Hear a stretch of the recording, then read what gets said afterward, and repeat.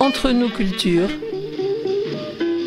À cette instance, c'est plutôt un rapport d'étape sur l'avancement. Chaque jour, vous voyez que beaucoup de monde travaille des deux côtés, à la fois du côté sud, là nous sommes sur le côté nord. Je crois qu'on dénommera ce côté-là côté Vieux-Port, c'est assez logique, voilà, et que de l'autre côté, Marais de Tadon est un nom qui se prête bien. Cette passerelle qui a été conçue par l'architecte Marc Mimram et ses équipes d'ingénieurs, elle a ensuite été confiée en réalisation à un groupement d'entreprises Bouygues Travaux Publics et MAEG, qui est un charpentier métallique italien. Elle a d'abord été construite dans des usines, les usines du charpentier métallique à côté de Venise, où plaque par plaque, ils ont découpé, formé, puis soudé des bouts de passerelle. Ensuite, ces éléments de passerelle ont été démontés pour être mis en gabarit routier. Ils sont venus jusqu'à La Rochelle par camion. Ils sont arrivés ici à peu près début janvier.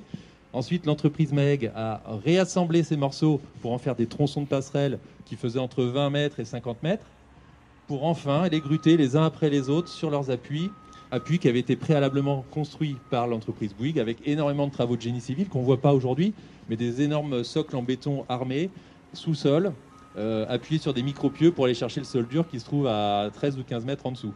Donc un gros travail de génie civil et les grutages de ces éléments. Donc là, elle est quasiment dans sa géométrie définitive.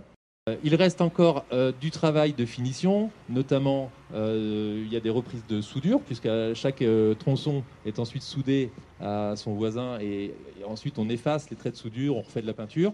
Ensuite, il y a du travail encore sur la réalisation des mailles latérales. On ne le voit pas trop, mais vous l'avez peut-être déjà remarqué, on est encore sur des filets provisoires qui ont été mis pour sécuriser le chantier et sécuriser les voies. Donc ces filets n'ont pas vocation à rester et ils vont être remplacés par des mailles métalliques, alors assez denses en bas pour des questions de sécurité et assez ouvertes en haut pour ouvrir les perspectives et la vue sur le paysage alentour. Ça, c'est en cours. Des travaux de réseau aussi, des mises pour installer de l'éclairage, pour installer de l'information voyageurs au niveau des quais.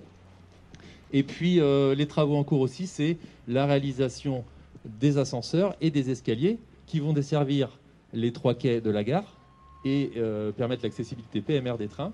Et puis un dernier ascenseur escalier de l'autre côté qui descendra sur un parking de 200 places qui va être construit en début d'année prochaine, qui va donner cette nouvelle façade à la gare et cette facilité d'accès. Donc les travaux maintenant en cours, on a dit les escaliers, les ascenseurs, et puis prochainement aussi, c'est le scellement de ces piles dans les fondations. Donc ça, ce sont des travaux qui sont prévus dans les mois qui viennent. Donc l'étape suivante, c'est la construction ici, très grande rampe, avec d'un côté une rampe en pente douce pour pouvoir y monter des valises, des vélos, une poussette, voilà. Et puis sur le côté, des escaliers type padane pour redescendre sur le parvis.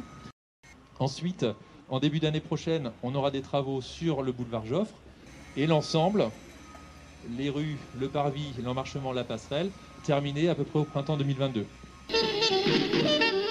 Entre nous cultures.